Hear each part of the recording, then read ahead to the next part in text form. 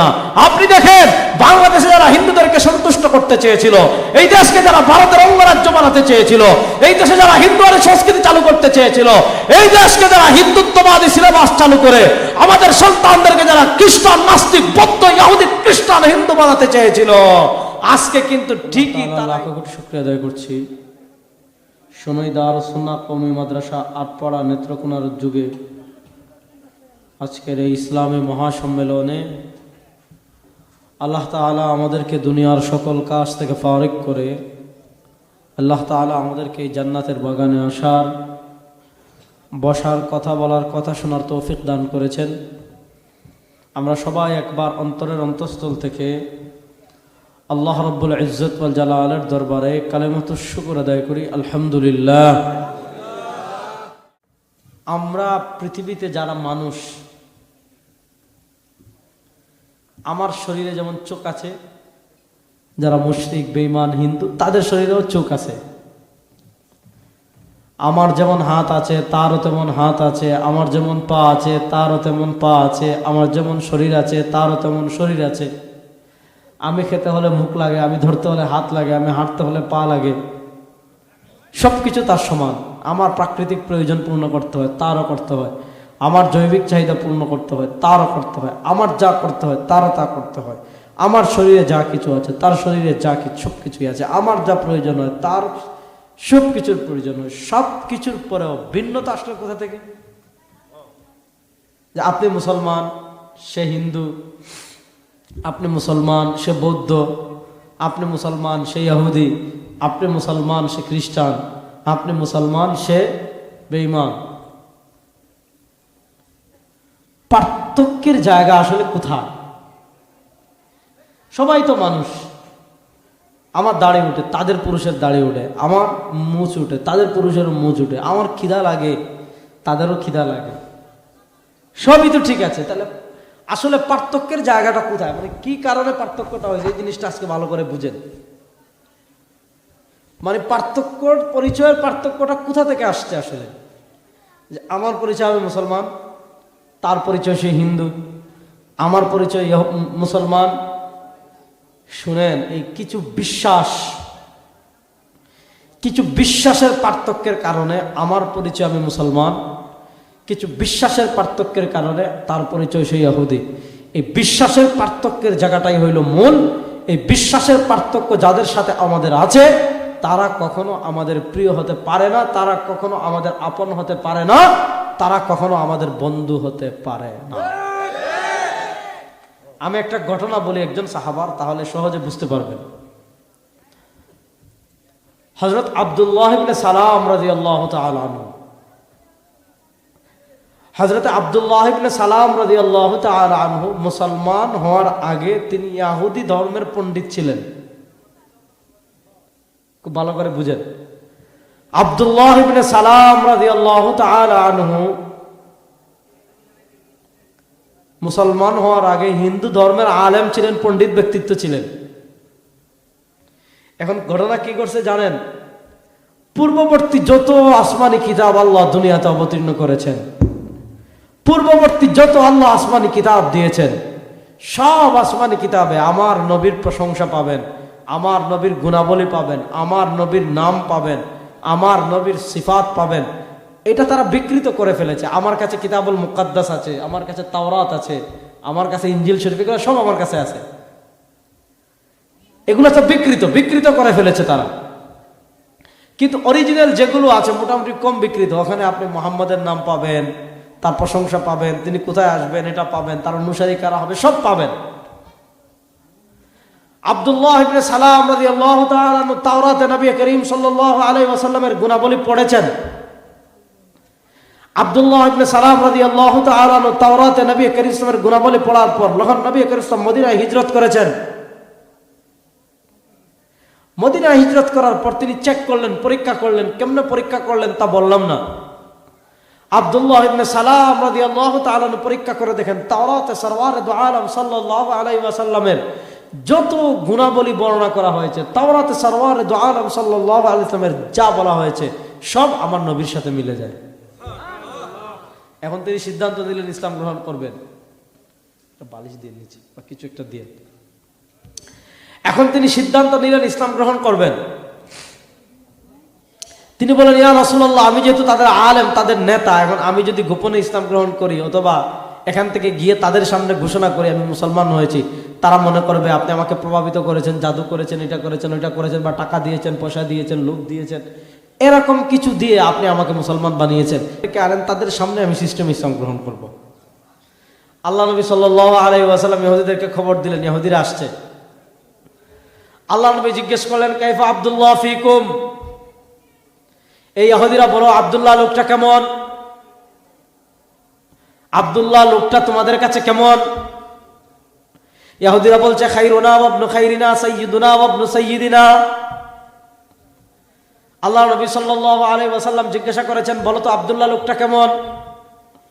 আব্দুল্লাহ ইবনে সালাম লোকটা কেমন? জবাব দিচ্ছে, খাইরুনা, তিনি খুব ভালো মানুষ, আমাদের ভিতর ভালো মানুষ। শুধু ভালো মানুষ না, ওয়া ইবনু খাইরিনা, তার বাপও ভালো মানুষ, তিনিও ভালো, ভালো মানুষের ছেলে ভালো। আমরা কই না সুরের বাচ্চা সুর, কই না ডাকাতের বাচ্চা ডাকাত হয়েছে, চুরের বাচ্চা চুর হয়েছে। তারা বলছে খাইরুনা ওয়া ইবনু খাইরিনা, তিনিও ভালো মানুষ, তার বাপও ভালো মানুষ। তারা বলছে সাইয়্যিদুনা ওয়া ইবনু সাইয়্যিদিনা, তিনিও নেতা, তার বাপও নেতা, নেতার ছেলে নেতা। আল্লাহ নবী বলেন, ইসলাম আব্দুল্লাহ। আচ্ছা তোমরা বলো, যদি আব্দুল্লাহ ইসলাম গ্রহণ করে তাহলে অবস্থাটা কি হবে? তোমরা বলছো আব্দুল্লাহ ভালো ছেলে, ভালো নেতার ছেলে নেতা। আচ্ছা তোমরাই বলো, যদি আব্দুল্লাহ ইসলাম গ্রহণ করে ব্যাপারটা কেমন হবে?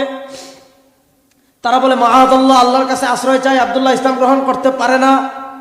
যখনই তারা এই কথা বলেছে, ফাখারাজা আব্দুল্লাহ, আব্দুল্লাহ বের হলে আর বের হয়ে বললেন, আশহাদু আল্লা ইলাহা ইল্লাল্লাহু ওয়াহদাহু লা শারীকা লাহু ওয়া আশহাদু আন্না মুহাম্মাদান আবদুহু ওয়া রাসূলুহু। যখনই তিনি কালেমা পড়েছেন, দেখেন যারা হিন্দু আছে, যারা হিন্দুত্ববাদী আগ্রাসন, ইহুদিবাদী আগ্রাসন, খ্রিস্টবাদী আগ্রাসন, হিন্দু বলেন, ইহুদি বলেন, খ্রিস্টান বলেন, তাদের সাথে আমাদের দ্বন্দ্ব জায়গা নিয়ে না, তাদের সাথে আমাদের দ্বন্দ্ব দেশ নিয়ে না, তাদের সাথে আমাদের দ্বন্দ্ব টাকা নিয়ে না, তাদের সাথে আমাদের দ্বন্দ্ব পয়সা নিয়ে না। দেখেন দ্বন্দ্বের সূচনা কোথায়? 1 মিনিট আগে তারা বলেছে আব্দুল্লাহ খাইরুনা ওয়া ইবনু খাইরিনা, আব্দুল্লাহ ভালো, তার বাপও ভালো। 1 মিনিট আগে তারা বলেছে সাইয়্যিদুনা ওয়া ইবনু সাইয়্যিদিনা, আব্দুল্লাহ নেতা, তার বাপও নেতা।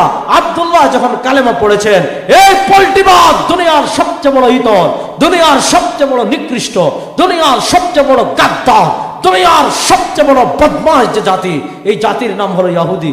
এদের চেয়ে বাটপার, এদের চেয়ে জুলুমবাজ, এদের চেয়ে ডিগবাজ, এদের চেয়ে বড় শয়তান আল্লাহর জমিনে আর কোনো জাতি নাই। যখন আব্দুল্লাহ ইবনে সালাম কালেমা পড়েছেন, এখন কি বলে? শাররুনা ওয়া ইবনু শাররিনা। একটু আগে বলেছে তিনিও ভালো, তার বাপও ভালো। আব্দুল্লাহ ইবনে সালাম রাদিয়াল্লাহু তাআলা যখন কালেমা পড়েছে, এখন বলে তিনিও খারাপ, তার বাপও খারাপ, তিনিও খারাপ, তার বাপও খারাপ। দেখেন আজকে আমাদের মুসলমানরা ইহুদিদেরকে বন্ধু বানাতে চায়, আজকে আমাদের মুসলমানরা ভারতের মোদিকে বন্ধু বানাতে চায়। যারা ঈমানের দৌলত যাদের মধ্যে নাই আর ঈমানের দৌলত যাদের মধ্যে আছে, তারা কখনো সমান হতে পারে না। আল্লাহ বলেছেন, ওয়ালান তারদা আনকাল ইয়াহুদ, ও নবী আপনি ইহুদিদেরকে টাকা দিয়ে সন্তুষ্ট করতে পারবেন না, পয়সা দিয়ে সন্তুষ্ট করতে পারবেন না, দালালি করে সন্তুষ্ট করতে পারবেন না, তাদের বিভিন্ন মিশন বাস্তবায়ন করে সন্তুষ্ট করতে পারবেন না। হাত্তা তাত্তাবিউ মিল্লাতাহুম, যতক্ষণ আপনি হিন্দু হবেন না, যতক্ষণ আপনি ইহুদি হবেন না, যতক্ষণ আপনি খ্রিস্টান হবেন না, ততক্ষণ পর্যন্ত আপনি তাদেরকে সন্তুষ্ট করতে পারবেন না। আপনি দেখেন বাংলাদেশে যারা হিন্দুদেরকে সন্তুষ্ট করতে চেয়েছিল, এই দেশকে যারা ভারতের অঙ্গরাজ্য বানাতে চেয়েছিল, এই দেশে যারা হিন্দুদের সংস্কৃতি চালু করতে চেয়েছিল, এই দেশকে যারা হিন্দুত্ববাদী সিলেবাস চালু করে আমাদের সন্তানদেরকে যারা খ্রিস্টান, নাস্তিক, বৌদ্ধ, ইহুদি, খ্রিস্টান, হিন্দু বানাতে চেয়েছিল, আজকে কিন্তু ঠিকই তারা এই দেশ থেকে পালিয়ে ভারতে চলে গেছে। এই জানোয়াররা আমাদেরকে বলতো আমরা পাকিস্তানি রাজাকার, এই জানোয়াররা আমাদেরকে বলতো আমরা পাকিস্তানি রাজাকার। যারা টুপি রাখে, দাড়ি রাখে, পাগড়ি পরে, জুব্বা পরে, ইসলাম ধর্ম পালন করে, আল্লাহর কথা বলে, কোরআনের কথা বলে, নবীর কথা বলে, এই জানোয়ার আমাদেরকে বলতো আমরা পাকিস্তানি রাজাকার, অনেত্র কোনার মুসলমান। বলেন, আপনাদের জীবনে কখনো দেখেছেন কোন আলেম, কোন দাড়িওয়ালা, কোন টুপিওয়ালা, কোন পাঞ্জাবিওয়ালা বাংলাদেশ ছেড়ে পাকিস্তানে পলাইছে? মুরব্বীরা বলেন না। স্বাধীনতার আজকে 52 বছর। এই 52 বছরে কখনো দেখেছেন কোন মুসলমান বাংলাদেশ ছেড়ে পাকিস্তানে পলাইছে? আমাদেরকে যারা পাকিস্তানি রাজাকার বলতো, দাড়ি টুপি পাঞ্জাবি জুব্বাকে টিটকারি করে যারা দাড়ি টুপি পাঞ্জাবি ওয়ালাদেরকে পাকিস্তানি রাজাকার বলতো, 2024-এর জুলাই আগস্ট হয়ে পরিষ্কার হয়ে গিয়েছে আসলে এই দেশে পাকিস্তানি রাজাকার বলতে কিছু নাই। আমরা দেখেছি পাকিস্তান থেকে আমরা 52 বছর আগে স্বাধীন হয়ে গিয়েছি। এই বাংলাদেশে যারা ভারতীয় রাজাকার ছিল 2024-এর জুলাই আগস্টের গণঅভ্যুত্থানের পর ভারতীয় রাজাকাররা ভারতে পালিয়ে গিয়েছে।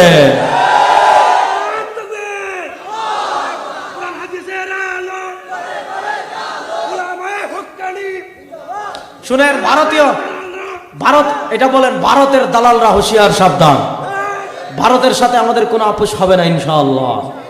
আমাদের দেশ দখলের হুমকি দেশ বেটা, গরুর মুখ খেয়ে আমরা গরুর গোশত খেয়ে ফেলি, বুঝিস? যারা গরুর মুখ খায় তারা ধুমবিদে কারে, যারা গরুর গোশত খায় তাদের। যারা গরুর গোবর খায় আর গরুর মুখ খায়, আর যারা গরুর গোশত খায় তারা সমান। যারা গরুর দুধ খায়, গরুর গোশত খায় আর তারা, আর যারা গরুর মুখ খায় আর গরুর গোবর খায় তারা সমান। এই দেশের দিকে হাত তুললে সেই হাত জায়গায় থাকবে না। এই দেশের দিকে চুপ তুললে সেই চুপ আমরা টান দিয়ে ছেড়ে ফেলবো। এই দেশের বিরুদ্ধে জিহ্বা ব্যবহার করলে এই জিহ্বা জায়গায় থাকবে না, টান দিয়ে সেই জিহ্বা ছেড়ে ফেলবো ইনশাআল্লাহ। আমরা এই দেশের নিয়ে কারোর সাথে কোনো আপোষ করব না ইনশাআল্লাহ। বুঝেন, তাদের সাথে আমাদের দ্বন্দ্বের জায়গা ঈমান। আরে কাশ্মীরে মুসলমান মার খায় কেন? গুজরাটে মুসলমান মার খায় কেন? ফিলিস্তিনে মুসলমান মার খায় কেন? বসনিয়া, চেচনিয়া, উজবেকিস্তান, তুর্কমেনিস্তানে মুসলমান মার খায় কেন? চীনের উইগুরে মুসলমান মার খায় কেন? একমাত্র অপরাধ, তারা পড়েছে লা ইলাহা ইল্লাল্লাহ মুহাম্মাদুর রাসূলুল্লাহ। আমরা মূর্তিতে বিশ্বাসী না, 3 খোদায় বিশ্বাসী না, 2 খোদায় বিশ্বাসী না, 33 কোটি দেবতায় বিশ্বাসী না, 360 দেবতায় বিশ্বাসী না। আমাদের ঈমান, আমাদের আকীদা, আমাদের খোদা 2 হতে পারে না, আমাদের খোদা 3 হতে পারে না, আমাদের খোদা 4 হতে পারে না, আমাদের খোদা 33 কোটি হতে পারে না। আমাদের আকীদা, আমাদের স্লোগান লা ইলাহা ইল্লাল্লাহ। বলেন না লা ইলাহা ইল্লাল্লাহ। দেখেন, পার্থক্যের প্রথম জায়গা এটা, ঈমানের প্রথম জায়গা এটা। মনোযোগ দিয়া বুঝেন, পার্থক্যের প্রথম জায়গাটা কোথায় বুঝেন? খ্রিস্টানদের খোদা 3 জন। বলেন, খ্রিস্টানদের খোদা কয়জন? লাকাদ কাফারাল্লাযীনা ক্বালু ইন্নাল্লাহা সালিসু সালাসা। আল্লাহ তাআলা পবিত্র কোরআনে বলেছেন লাকাদ কাফারা, তারা কুফরি করেছে। কারা? আল্লাযীনা ক্বালু, যারা বলে, কি বলে? ইন্নাল্লাহা সালিসু সালাসা, ত্রিত্ববাদের কথা। ত্রিত্ববাদ মানে কি? খ্রিস্টানরা 3 খোদায় বিশ্বাসী। 3 খোদা মানে কি? তারা আল্লাহর 3টা পার্ট সাব্যস্ত করেছে। আল্লাহর 3টা পার্ট সাব্যস্ত করেছে। পার্ট নাম্বার 1 আল্লাহ, পার্ট নাম্বার 2 আল্লাহর স্ত্রী মারিয়াম, পার্ট নাম্বার 3 আল্লাহর ছেলে ঈসা। খ্রিস্টানরা ত্রিত্ববাদে বিশ্বাসী, 3 খোদায় বিশ্বাসী। ইহুদিরা 2 খোদায় বিশ্বাসী। আল্লাহ কোরআনে বলেছেন ওয়াকালাতিল ইয়াহুদু উযাইরুন ইবনুল্লাহ। ইহুদিরা 2 খোদা, 2 আল্লাহর 2টা পার্ট সাব্যস্ত করেছে। আল্লাহ, আল্লাহর ছেলে উযাইর। ইহুদিরা হলো দ্বিত্ববাদী, খ্রিস্টানরা হলো ত্রিত্ববাদী। তারা লাকাদ কাফারাল্লাযীনা ক্বালু ইন্নাল্লাহা সালিসু সালাসা। খ্রিস্টানরা হলো ত্রিত্ববাদে বিশ্বাসী, হিন্দুরা হলো বহুত্ববাদে বিশ্বাসী। তাদের খোদা 1 না, 2 না, 3 না, শুধু ভারতে আছে 33 কোটি। কেউ 33 কোটি খোদায় বিশ্বাসী, কেউ 3 খোদায় বিশ্বাসী, কেউ 2 খোদায় বিশ্বাসী। আমাদের 1 নম্বর ঈমান। আমরা 2 খোদায় না, 3 খোদায় না, বহু খোদায় না। আমাদের 1 নম্বর স্লোগান লা ইলাহা ইল্লাল্লাহ। হায় হায় হায় হায়, আর আসতে বলেন। আমাদের 1 নম্বর স্লোগান লা ইলাহা ইল্লাল্লাহ। আমাদের 1 নম্বর স্লোগান, সবাই শাহাদাত আঙ্গুল তুলেন, বলেন কুল হুয়াল্লাহু আহাদ। আল্লাহ, আহাদটা আর আসতে বলেন। আহাদ বললে কমসে কম 30 নাকি। সবাই শাহাদাত আঙ্গুল তুলে বলেন কুল হুয়াল্লাহু আহাদ। কুল হুয়াল্লাহু। আমাদের আল্লাহ, বলে আমাদের আল্লাহ, আমাদের আল্লাহ। দুনিয়াতে আল্লাহ যত নবী পাঠিয়েছেন, ইমানের প্রথম স্তরটা বুঝেন। ওয়া মা আরসালনা মিন ক্বাবলিকা মির রাসূলিন ইল্লা নূহি ইলাইহি ওয়া মা আরসালনা মিন ক্বাবলিকা মির রাসূলিন ইল্লা নূহি ইলাইহি আন্নাহু লা ইলাহা ইল্লা আনা ফা'বুদুন। নূহ আলাইহিস সালাম তার সম্প্রদায়ের কাছে ক্ষমতা চান নাই। ইব্রাহিম আলাইহিস সালাম নমরুদের কাছে ক্ষমতা চান নাই। মুসা আলাইহিস সালাম ফেরাউনের কাছে ক্ষমতা চান নাই। সরওয়ারে দু আলম সাল্লাল্লাহু আলাইহি ওয়াসাল্লাম আবু জাহলের কাছে ক্ষমতা চান নাই। দেখেন, পৃথিবীর সংঘাতের মূল জায়গাটা বুঝেন। এই জায়গা থেকে মুসলমান আজকে সরে গেছে। আল্লাহ বলেছেন, দুনিয়াতে একটা জিনিস খেয়াল করে রাখবেন, এই জমিনের মালিককে। আপনারা কি সব লামাঝাবিরে না কয়ে যে আল্লাহ জুড়ে কোয়া যাইব না? যদি লামাঝাবি কেউ হন আর আল্লাহ জুড়ে কোয়ার দলিল না পান, দলিল লাগে, রেজাউল করিম আপনার হাজির আসবেন, দলিল দিয়ে কবর দিয়ে দিব ইনশাআল্লাহ। ইনশাআল্লাহ বলেন। তাহলে বলেন, আমাদের রব কে? জুড়ে বলেন। দুনিয়াতে সার্বভৌমত্বের মালিক কে? আচ্ছা, আমাদের আকীদা, এই কারো বাপ কি সার্বভৌমত্বের মালিক হতে পারে? সার্বভৌমত্ব মানে জমিন আসমান, এগুলোর মালিক করে বাপ হতে পারে না, কারণ নেতা হতে পারে না, কারণ লিডার হতে পারে না। আমাদের আকীদা, সার্বভৌমত্বের মালিক একমাত্র আল্লাহ। বলেন, সার্বভৌমত্বের মালিক একমাত্র। এবার বলেন, আপনাদের আকীদা যদি হয় সার্বভৌমত্বের মালিক একমাত্র আল্লাহ, তাহলে সার্বভৌমত্বের মালিক যদি আল্লাহ হন, আইন চলবে কার? আর আসতে বলেন, এই সার্বভৌমত্বের মালিক আল্লাহ। কুলিল্লাহুম্মা মালিকাল মুলক, রাজত্বের মালিক আল্লাহ, ক্ষমতার মালিক আল্লাহ, জমিনের মালিক আল্লাহ, আসমানের মালিক আল্লাহ, চন্দ্রের মালিক আল্লাহ, সূর্যের মালিক আল্লাহ, তারকার মালিক আল্লাহ, বৃষ্টি দেন আল্লাহ, রিজিক দেন আল্লাহ। আমাদের বিশ্বাস, ইনিল হুকমু ইল্লা লিল্লাহ। এই বাংলাদেশে কারো বাপের আইন চলতে পারে না, আইন চলবে একমাত্র আল্লাহ। আইন চলবে একমাত্র কার? আল্লাহ। এতদিন এটা বলতে পারতো না হুজুররা, কারণ ধরলেই আয়না করে নিতে, এগুলো বললেই। কথাটা ভালো করে বুঝেন। আপনি আল্লাহর আইন বাস্তবায়ন করতে পারছেন না, ভিন্ন কথা, মেহনত করবেন। কিন্তু যদি মনে করেন আল্লাহর আইনের দরকারই নেই, আল্লাহর আইনের প্রয়োজনই নাই, আল্লাহর আইন এই যুগে অকেজ, আল্লাহর আইন দিয়ে এই যুগে আসলে শাসন প্রতিষ্ঠা করা সম্ভব না, বা আল্লাহর আইন দিয়ে এই যুগে সমাজ পরিচালনা হতে পারে না, এগুলা যদি কেউ বিশ্বাস করে, তার ঈমান থাকবে? ঈমান থাকবে। এবার পার্থক্যের প্রথম জায়গাটা বুঝেন। পৃথিবীতে আল্লাহ যত নবী, যত রাসূল পাঠিয়েছেন, কোন নবী এসে বলেন নাই আমাকে ক্ষমতা দাও, কোন নবী এসে বলেন নাই আমাকে রাজত্ব দাও, কোন নবী এসে বলেন নাই আমাকে সুন্দরী বউ দাও, কোন নবী এসে বলেন নাই আমাকে টাকা দাও, কোন নবী এসে বলেন নাই আমাকে পয়সা দাও। সব নবীরা প্রথমে বলেছেন লা ইলাহা ইল্লাল্লাহ। জোর দেন না। সব নবীরা প্রথমে এসে বলেছেন লা ইলাহা ইল্লাল্লাহ। পিছনের বাইরে আমার সাথে আসেননি, বলেন না, সব নবীরা পৃথিবীতে প্রথম এসে বলেছেন লা ইলাহা ইল্লাল্লাহ। নূহ আলাইহিস সালাম লা ইলাহা ইল্লাল্লাহর দাওয়াত কত বছর দিয়েছেন? 950 বছর। রব্বি ইন্নী দাআউতু কওমি লাইলান ওয়া নাহারা ফালাম ইয়াজিদহুম দুআই ইল্লা ফিরারা ইন্নী কুল্লামা দাআউতুহুম জাআলু আসাবি'আহুম ফি আযানিহিম ওয়াস্তাগশাউ সিয়াবাহুম ওয়াস্তাকবারু ইস্তিকবারা। নূহ আলাইহিস সালামের উপর, তার সম্প্রদায়ের উপর আক্রমণ করলো কেন? ইব্রাহিম আলাইহিস সালামকে আগুনে জ্বালানোর ষড়যন্ত্র করলো কেন? মুসা আলাইহিস সালামকে মেরে ফেলার ষড়যন্ত্র করলো কেন? সরওয়ারে দু আলম সাল্লাল্লাহু আলাইহি ওয়াসাল্লামকে মেরে ফেলার ষড়যন্ত্র করলো কেন? ঈসা আলাইহিস সালাম, দাউদ, সুলাইমান, জাকারিয়া, আইয়ুব, যত নবী আল্লাহ দুনিয়াতে পাঠিয়েছেন, যত রাসূল আল্লাহ দুনিয়াতে পাঠিয়েছেন, কত নবী জুলুমের শিকার হয়েছেন, কত নবী অত্যাচারের শিকার হয়েছেন, কত নবীকে তারা হত্যা করেছে, কত নবীকে বন্দী করেছে।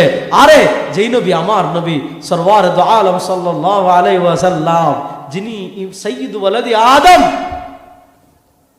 যে নবীর মর্যাদা কত, সুবহানাল্লাহ পড়েন। আরবের তপ্ত মরুভূমিতে আমার নবী ছোটবেলায়, আরবের তপ্ত মরুভূমিতে ছোটবেলায় আমার নবী ছাগল চড়াইতে বের হয়েছেন। তার দুধ ভাই আব্দুল্লাহ দেখেন, আরে এই ছোট্ট বালকটা যেই দিকে যায় তাকে রোদ স্পর্শ করে না, আকাশের একটা মেঘের টুকরা তাকে ছায়া দেয়।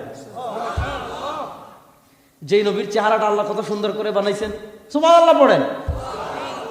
হযরত আবু সাঈদ খুদরি অথবা আবু হুরায়রা রাদিয়াল্লাহু তাআলা দুজনেই বর্ণনা করেছেন। উনি বলেন, খারাজতু লাইলাতাম মুকমিরা মা রাসূলিল্লাহ সাল্লাল্লাহু আলাইহি ওয়াসাল্লাম। একবার আকাশে পূর্ণিমার চাঁদ, আকাশে একবার পূর্ণিমার চাঁদ, একবার পূর্ণিমার চাঁদের রাতে আমি নবী করিম সাল্লাল্লাহু আলাইহি ওয়াসাল্লামের সাথে মদিনার রাস্তা দিয়ে হাঁটছি। উনি বলেন, আমি মদিনার রাস্তায় দিয়ে হাঁটার সময় ফারাআইতু মাররাতান ইলাল কমর, একবার আমি আকাশের চাঁদের দিকে তাকাই, পূর্ণিমার চাঁদের দিকে তাকাই। ওয়া মাররাতান ইলা ওয়াজহি রাসূলিল্লাহ সাল্লাল্লাহু আলাইহি ওয়াসাল্লাম। সাহাবী বলেন, একবার আকাশের পূর্ণিমার চাঁদের দিকে তাকাই আর আরেকবার সরওয়ারে দু আলম সাল্লাল্লাহু আলাইহি ওয়াসাল্লামের চেহারার দিকে তাকাই। তিনি পূর্ণিমার চাঁদ আর আমার নবীর চেহারার দিকে তাকিয়ে বলেন, আমি আল্লাহর নামের কসম করে বলি, আমার নবী আকাশের পূর্ণিমার চাঁদের চেয়ে বেশি সুন্দর। সেই নবী আরবের ক্ষমতা চান নাই, সেই নবী মক্কার ক্ষমতা চান নাই, সেই নবী মক্কার অস্ত্র চান নাই, টাকা চান নাই, পয়সা চান নাই, নেতৃত্ব চান নাই। তিনি কি বলেছিলেন? কুল ইয়া আইয়ুহান নাস, এই মক্কার কাফেররা কেন লাতের পূজা করো? এই মক্কার কাফেররা কেন মানাতের পূজা করো? এই মক্কার কাফেররা কেন হুবলের পূজা করো? এই মক্কার কাফেররা কেন উজ্জার পূজা করো? এই মক্কার কাফেররা কেন সূর্যের পূজা করো? এই মক্কার পূজারীরা কেন চন্দ্রের পূজা করো, আগুনের পূজা করো, পাথরের পূজা করো, খেজুরের পূজা করো? খেজুর গাছের পূজা করতো, গরুর লিঙ্গের পূজা করতো। আমার নবী কিচ্ছু বলেন নাই, এটা বলেন নাই যে আমাকে ক্ষমতা দাও। আমার নবী বলেছেন, ইয়া আইয়ুহান নাস কুলু লা ইলাহা। আরে হায় হায়, নরসিংদীর মুসলমান রে, জয় বাংলা তো এর জুড়ে কোন। ইয়া আইয়ুহান নাস কুলু লা ইলাহা তুফলিহুন। আল্লাহ নবী শুধু এতটুকু বলেছিলেন যে খুনো, রব আবু জেহেল হতে পারে না, রব মূর্তি হতে পারে না, রব চন্দ্র হতে পারে না, রব সূর্য হতে পারে না, রব খেজুর গাছ হতে পারে না, রব মানুষ হতে পারে না, রব গরু হতে পারে না, রব পাথর হতে পারে না, রব কবরওয়ালা হতে পারে না। রব একমাত্র কে? আল্লাহ। রব একমাত্র আল্লাহ। আমার নবী এই ঘোষণা দেওয়ার পর সব নবী দেখেন, যখনই কালেমার দাওয়াত দিয়েছেন, নবীদের প্রথম প্রতিপক্ষ হয়েছে রাষ্ট্রযন্ত্র। মুসা আলাইহিস সালামের কিচ্ছু ছিল না, ফেরাউনের সব ছিল, রাষ্ট্র ছিল, ক্ষমতা ছিল, অস্ত্র ছিল, সৈন্য ছিল।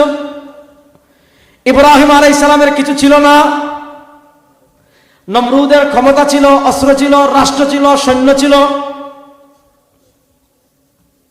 সরওয়ারে দু আলম সাল্লাল্লাহু আলাইহি ওয়াসাল্লামের কিচ্ছু ছিল না। আবু জাহেলের রাষ্ট্র ছিল, ক্ষমতা ছিল, অস্ত্র ছিল, সৈন্য ছিল। পৃথিবীর একটা সত্য দেখেন, যত নবী লা ইলাহা ইল্লাল্লাহর দাওয়াত দিয়েছেন, যত নবী গায়রুল্লাহর বিরোধিতা করেছেন, যত নবী আল্লাহর রুবুবিয়তের ঘোষণা দিয়েছেন, তারা তো ক্ষমতা চাননি, কিন্তু যখনই গায়রুল্লাহর বিরুদ্ধে কথা বলেছেন, লা ইলাহা ইল্লাল্লাহর বিরুদ্ধে কথা বলেছেন, রাষ্ট্রযন্ত্র তাদের প্রতিপক্ষ হয়ে গিয়েছে। মুসা আলাইহিস সালামকে ফেরাউন চেয়েছিল অস্ত্র সৈন্য দিয়ে থামিয়ে দিবে, নমরুদকে ইব্রাহিমকে নমরুদ চেয়েছিল অস্ত্র সৈন্য দিয়ে থামিয়ে দিবে, মুহাম্মদ সাল্লাল্লাহু আলাইহি ওয়াসাল্লামকে আবু জেহেল চেয়েছিল অস্ত্র সৈন্য দিয়ে থামিয়ে দিবে। ফেরাউন থেমে গিয়েছে, নমরুদ থেমে গিয়েছে, আবু জেহেল থেমে গিয়েছে, উতবা থেমে গিয়েছে, সাইবা থেমে গিয়েছে, মুগীরা থেমে গিয়েছে, উমাইয়া থেমে গিয়েছে। আল্লাহর মিশন কেউ থামাতে পারে নাই।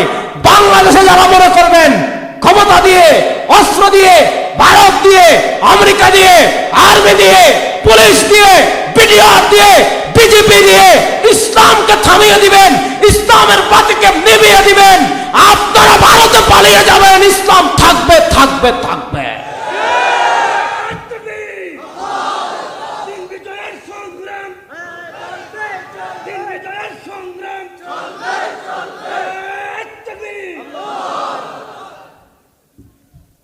তাহলে বুঝেন কাফেরদের সাথে আমাদের প্রথম পার্থক্যের জায়গা ঈমান।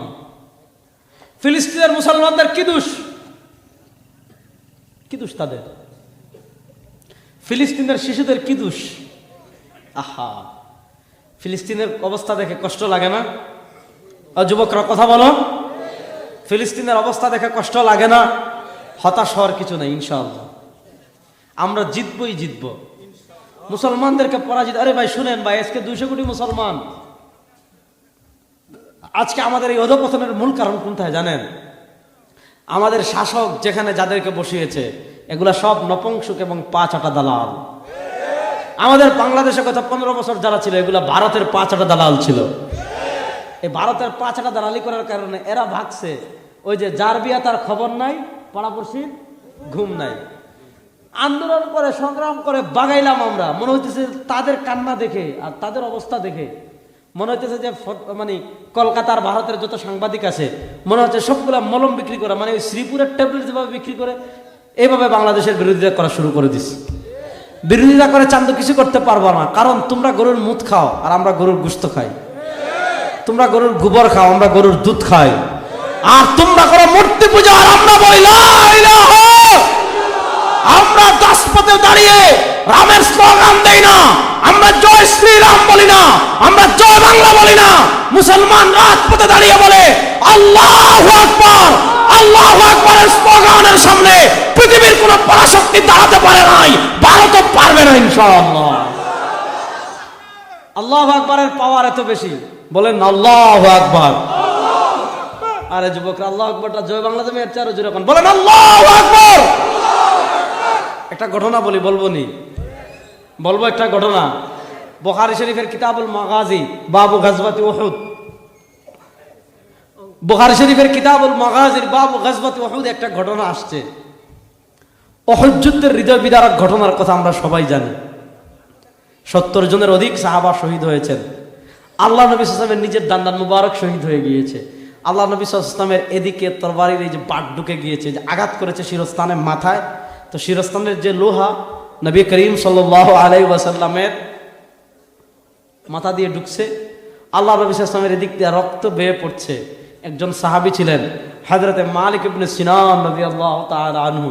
হযরতে মালিক ইবনে সিনান রাদিয়াল্লাহু তাআলা আনহু যখন দেখেছেন নবী করিম সাল্লাল্লাহু আলাইহি ওয়াসাল্লামের শরীর থেকে রক্ত মুবারক বেয়ে বেয়ে পড়ছে, হযরতে মালিক ইবনে সিনান রাদিয়াল্লাহু তাআলা মুখ লাগিয়ে আল্লাহ নবীর রক্ত খেয়ে ফেলেছেন। আল্লাহ নবী বলেন, ও মালিক ইবনে সিনান শুনো, আমার রক্ত খেয়েছো, আমার শরীরের একটা টুকরা তোমার শরীরে প্রবেশ করেছে, আল্লাহ তাআলা তোমার উপর জাহান্নামের আগুনকে হারাম করে দিয়েছেন। মনোযোগ, নবী করিম সাল্লাল্লাহু আলাইহি ওয়াসাল্লাম আহত হয়েছেন। 70-এর অধিক সাহাবী শাহাদাত বরণ করেছেন। আল্লাহ নবী সাল্লাল্লাহু আলাইহি ওয়াসাল্লামের কলিজার টুকরা চাচা হযরত হামজা রাদিয়াল্লাহু তাআলা অত্যন্ত নির্মমভাবে, নিষ্ঠুরভাবে শহীদ করা হয়েছে উহুদের ময়দানে। আল্লাহ নবী সাল্লাল্লাহু আলাইহি ওয়াসাল্লাম উহুদের একটা গর্তে আহত অবস্থায় আশ্রয় নিয়েছেন। সাহাবা একরাম তার সাথে আছেন, আবু বকর, ওমর, ওনারা নেতৃস্থানীয় সাহাবারা আছেন। আবু সুফিয়ান রাদিয়াল্লাহু তাআলা তখনও তিনি মুসলমান হননি, তিনি তো মুসলমান হয়েছেন মক্কা বিজয়ের পরে, তুলাকা সাহাবী তিনি। তো যেই কথাটা আমি বলতে চাচ্ছি, আবু সুফিয়ান রাদিয়াল্লাহু তাআলা আনহু তখনও কাফেরদের নেতা, কাফেরদের সর্দার। তিনি যুদ্ধক্ষেত্রে এসে দেখছেন মুসলমানদের লাশ পড়ে আছে। তিনি যুদ্ধক্ষেত্রে এসে দেখছেন কোনো মুসলমান কোথাও নাই। তিনি ডাক দিচ্ছেন, আইনা মুহাম্মদ, একটু টিটকারি মারতেছেন, আইনা মুহাম্মদ, এ মুহাম্মদ কোথায়? না, তিনি প্রথমে বলছেন আইনা আইনা আইনা আইনা ইবনে আবি কুহাফা, এই আবু বকর কোথায়, একটু মাথা তুলো তো। উমর ইবনুল খাত্তাব তো রক্ত গরম না, উমর ইবনুল খাত্তাব রাদিয়াল্লাহু তাআলা কি পরিমাণ গরম মানুষ রে, বাপ রে বাপ, আপনারা শয়তান ডরাইতো। দেখেন হাদিসে আসছে, যখন আজান হয় শয়তান পলায় আর তার পিছন দিয়ে বায়ু বের হয়, ঠিক কিনা? দেখেন মানুষরূপী শয়তান আছে না নাই? জিনরূপী শয়তান যারা আছে এরা আল্লাহু আকবারের নাম সহ্য করতে পারে না। বাংলাদেশে মানুষরূপী শয়তান কারা চিনবেন? আল্লাহর নাম শুনলে, আল্লাহু আকবার শুনলে, আযান শুনলে যাদের গায়ে অ্যালার্জি তৈরি হয়, বুঝবেন এরা মানবরূপী শয়তান। মানবরূপী শয়তানদের জায়গায় বাংলাদেশে আর হবে না। আল্লাহ নবী সাল্লাল্লাহু আলাইহি ওয়াসাল্লাম একদিন মসজিদে নববীতে বসা, ঘটনা শুনেন। বেলাল রাদিয়াল্লাহু তাআলা আযান দেওয়া শুরু করছেন, আল্লাহু আকবার, আল্লাহু আকবার। রাসূলুল্লাহ সাল্লাল্লাহু আলাইহি ওয়াসাল্লাম দেখতেছেন শয়তান দৌড়াইতেছে। মানে বেলাল রাদিয়াল্লাহু তাআলা আযান দেওয়া শুরু করেছেন, আল্লাহু আকবার, আল্লাহু আকবার। আর শয়তান দৌড় শুরু করছে। শয়তান দৌড়াইতে দৌড়াইতে হঠাৎ নবী সাল্লাল্লাহু আলাইহি ওয়াসাল্লাম দেখেন শয়তান যে এদিক থেকে দৌড় শুরু করছে, সামনে গিয়া পাবার পিছনে ফিরে এদিকে যাইতেছে। মানে এদিকে গেছে শয়তান, গিয়ে আবার ফিরে এদিকে যাচ্ছে। কিরে দিক ফিরলো কেন? আল্লাহ নবী সাল্লাল্লাহু আলাইহি ওয়াসাল্লাম দেখেন কিছুক্ষণ পর ওই দিক থেকে ওমর আসতেছে। কে আসতেছে? ওমর আসতেছে। ওর তার শয়তান যখন দৌড় শুরু করতে সামনে থেকে বাপ আইতেছে ওই দিক থেকে, ওইদিকে দৌড়াইছে। ওমর ইবনুল খাত্তাব রাদিয়াল্লাহু তাআলা অনেক গরম মানুষ তো, কি পরিমাণ গরম দেখেন। সব সাহাবায়ে কেরাম হিজরত করছেন গোপনে, নবী করিম সাল্লাল্লাহু আলাইহি ওয়াসাল্লাম হিজরত করছেন গোপনে। হযরত ওমর ইবনুল খাত্তাব যখন হিজরত করবেন ঘোড়ায় উঠছেন, তরবারি নিছেন, কাবার পাশে দারুন নদী, আবু জাহেল, উতবা, সাইবা, রাবিয়া, মুগিরা সব জায়গায় গিয়ে আসসালামু আলাইকুম বস, মদিনায় চলে যাচ্ছি, রাস্তায় পারলে আটকাইয়েন, সুবহানাল্লাহ পড়েন। ওমর ইবনুল খাত্তাব চলে গেছেন। ওমর ইবনুল খাত্তাবের সামনে দাঁড়াবে আরবে এমন কোন বাহাদুর ছিল না। ওই ওমরের উত্তরসূরিরা পৃথিবীতে আছে না নাই? সেই ওমরের উত্তরসূরিরা আজকে যদি ওমরের চেতনায় উজ্জীবিত হয়ে যায়, আফগানিস্তানের তালেবানরা ওমরের চেতনায় উজ্জীবিত হয়েছে, আমেরিকাকে নাকানি চুবানি খাইয়েছে, আরে বাংলাদেশের মুসলমান পরিষ্কার পয়গাম দিয়ে যায়, আজকে ওমরের চেতনা যদি আমাদের মাঝে থাকে, ভারত আমাদের একটা কেশাগ্রহ চিরতে পারবে না ইনশাআল্লাহ। উনি বলতেছেন, ওই আবু কুহাফা কোথায়, মাথা তুলো। ওমর তো দাঁড়াই যাচ্ছেন। আল্লাহ নবী ওমরকে বলেন, ওমর শান্ত। এরপরে বলে, আইনা ইবনুল খাত্তাব, ওই খাত্তাবের বেটা ওমর, অনেক বাহাদুরি দেখাইলি, কই মাথা বের কর। ওমর ইবনুল খাত্তাব রাদিয়াল্লাহু তাআলা তো দাঁড়িয়ে যাবেন। আল্লাহ নবী ওমরকে বলেন, ওমর শান্ত হ। এরপরে বলে, আইনা ইবনু মুহাম্মদ, আইনা আইনা আইনা মুহাম্মদ, ও মুহাম্মদ আজকে কোথায়, মাথা তুলেন। আল্লাহ নবী সাল্লাল্লাহু আলাইহি ওয়াসাল্লাম ওমরকে শান্ত করেন। এরপরে উনি কি বলতেছেন শুনেন। যখন তিনি দেখেছেন, আবু সুফিয়ান যখন দেখেছেন, আবু বকরকে ডাকলাম জবাব নাই, ওমরকে ডাকলাম জবাব নাই, ওসমান মুহাম্মদ সাল্লামকে ডাকলাম জবাব নাই, তখন আবু সুফিয়ান কি বলেন, উলু হুবাল। উলু মানে জয়, হুবাল মানে হুবাল, যেমন আমরা বলি জয় বাংলা, তো উলু মানে জয়, উঁচু হোক, হুবাল মানে আরবের একটা পাহাড়ের একটা মূর্তি। তো তিনি তখন দেখেছেন, কিরে আবু বকরকে ডাকলেও জবাব নাই, ওমরকে ডাকলেও জবাব নাই, মুহাম্মদ সাল্লামকে ডাকলেও জবাব নাই। তিনি কি বলছেন, উলু হুবাল, হুবালের জয় হোক, জয় হুবাল। আর এই জমিনের মালিক হুবাল, নাউজুবিল্লাহ না, এই জমিনের মালিক কি হুবাল, উজ্জা, লাত, মানাত, জমিনের মালিক কে? যখনই তিনি প্রথম 3 ডাক দিয়েছেন, আল্লাহ নবী ওমর ইবনুল খাত্তাবকে বলেন জবাব দেওয়ার দরকার নাই। কিন্তু যখনই আবু সুফিয়ান বলেছেন উলু হুবাল, জয় হুবাল, হুবালের জয় হোক, হুবাল সবচেয়ে বড়, আল্লাহ নবী বলেন, ও ওমর এখন আর বসে থাকা যায় না, দাঁড়াও। ওমর দাঁড়িয়ে বলেন, আল্লাহু আকবার। আল্লাহু আকবারটা বড় আস্তে বললেন রে। একজন দাঁড়িয়ে একটা স্লোগান দেন দূরে দেখি, মাঝ থেকে একজন দাঁড়ান, এক যুবক দাঁড়ান।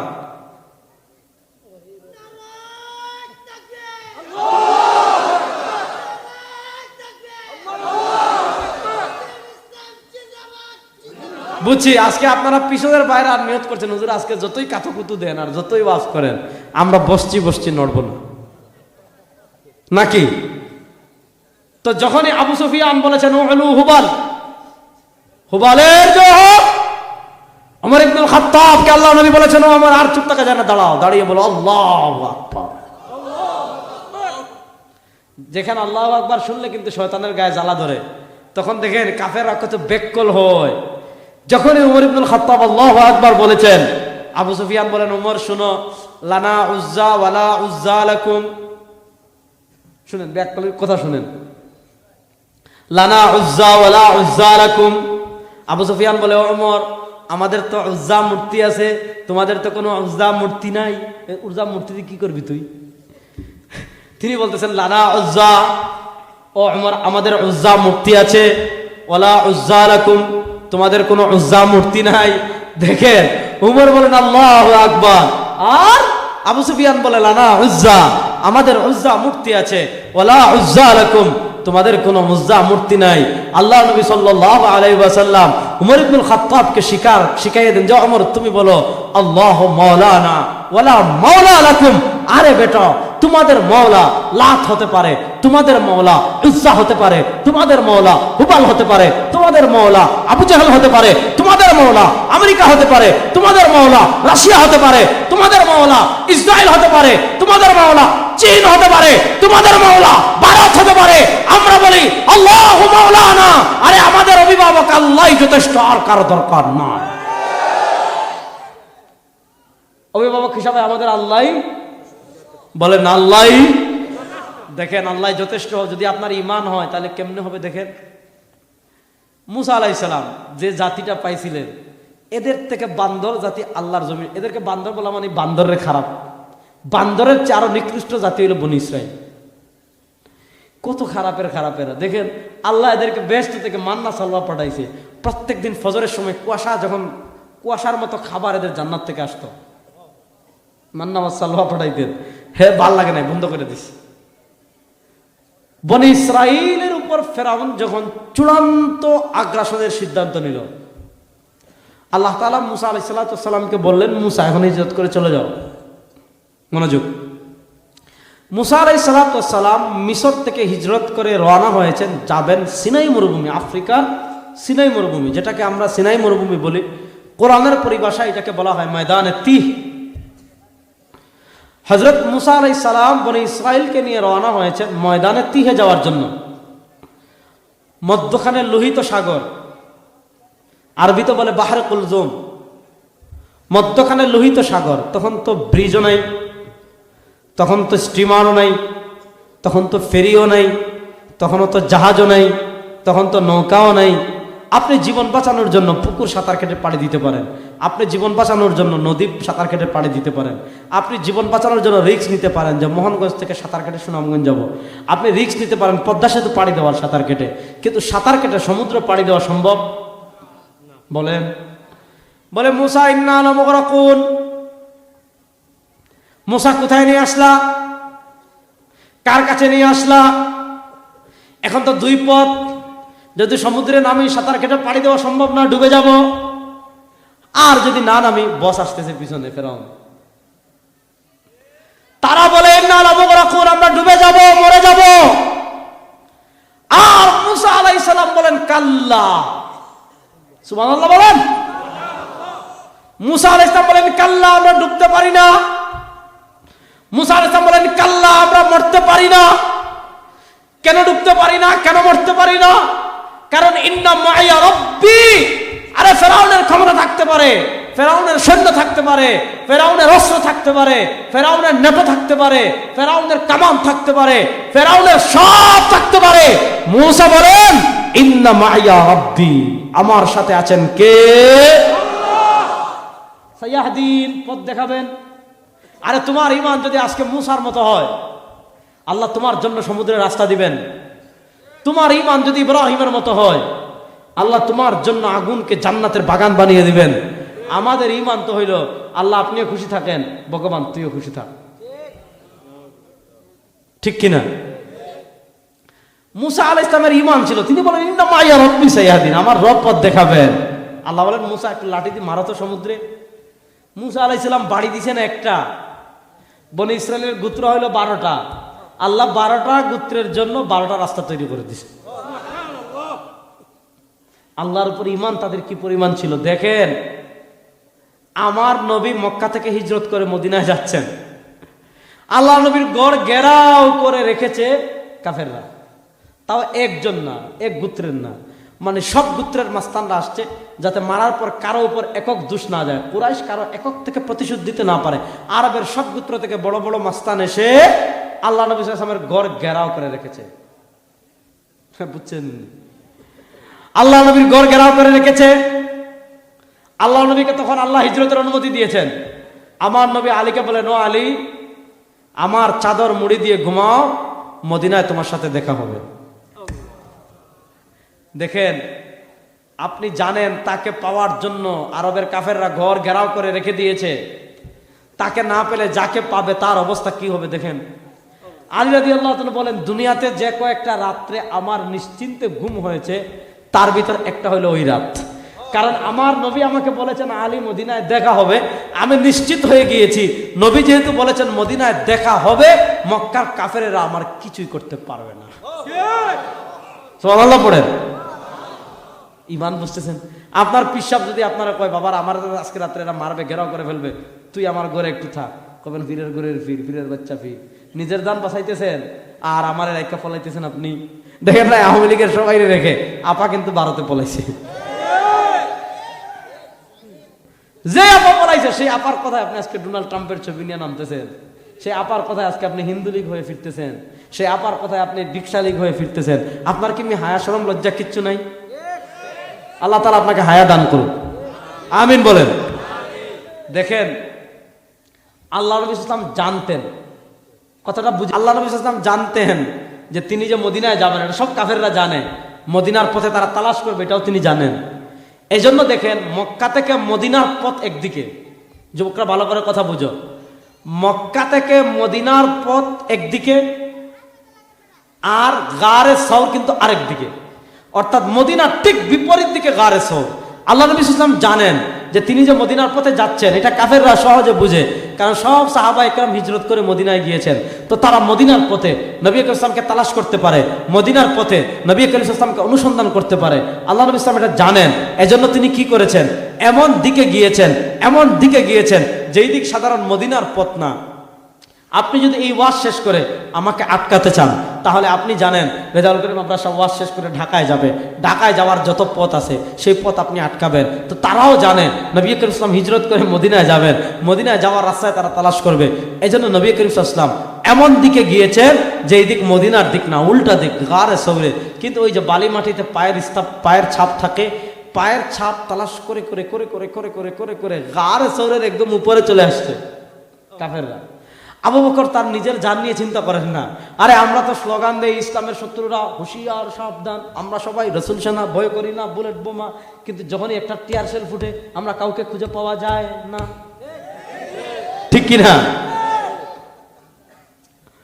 আবু বকর সিদ্দিক রাদিয়াল্লাহু তাআলা আনহু তার চিন্তা করেন না, তার জানের চিন্তা করেন না, তার সব, তিনি বলেন, ইয়া রাসূলুল্লাহ, আজকে যদি কাফেররা আপনাকে শহীদ করে ফেলে, দুনিয়াতে মানুষকে জান্নাতের পথ দেখাবে কে?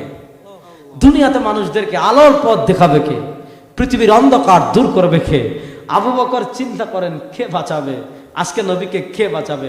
আমার নবীর ঈমান আল্লাহর প্রতি কি পরিমাণ ছিল।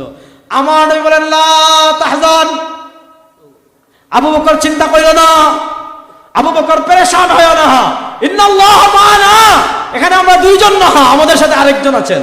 আল্লাহ। কেডায়? আল্লাহ। দেখেন, আমার নবীর ইয়াকিন ছিল আল্লাহর উপর। 1 মিনিটের মধ্যে একটা কবুতর আসলো, জাল তৈরি করলো, ডিম দিল, মাকড়সা জাল তৈরি করলো। আপনি দূর থেকে গর্ত দেখতে, যেখানে পাখির বাসা করা, পাখির ডিম আছে, আবার মাকড়সা এর জাল একদিনে হয় না, দেখলেই তো বুঝবেন। আর একটু আগে যদি মুহাম্মদ সাল্লাল্লাহু আলাইহি ওয়াসাল্লাম এখানে প্রবেশ করতো, তাহলে তো পাখির বাসা থাকতো না, এখানে তো মাকড়সার জাল থাকতো না। শুনেন, আল্লাহর উপর আজকে আমাদের ঈমান দুর্বল, এজন্য আমাদের এই অবস্থা। আফগানিস্তানের মুজাহিদদের দিকে তাকান, আল্লাহর উপর তাদের ঈমান দৃঢ় বলে আমেরিকাকে ছিন্ন ভিন্ন করে দিছে। আর আমরা ভারতরে ডরাই, ওরে বাপরে বাপ, শেখ হাসিনারে ডরাই। আরে জয় বের হন, দেখেন না কি করছে মানুষ, 5 আগস্ট, কিচ্ছু নাই, অস্ত্র নাই, ক্ষমতা নাই, তেনা তেনা করে ফেলছে না সব। চূড়ান্ত বিপ্লবের প্রস্তুতি নেন যুবকরা, এদেশে চূড়ান্ত বিপ্লব হবে, ইসলামের বিপ্লব ইনশাআল্লাহ। বড় আস্তে ইনশাআল্লাহ বললেন। এদেশে চূড়ান্ত বিপ্লব হবে, ইসলামের বিপ্লব ইনশাআল্লাহ। ইসলামের বিজয়কে বাংলাদেশে কেউ ঠেকাতে পারবে না ইনশাআল্লাহ। তাহলে আমি এই কথা বলে শেষ করছি, ভালো করে বুঝেন। কাফেরদের সাথে আমাদের পার্থক্যের প্রথম জায়গা ঈমান।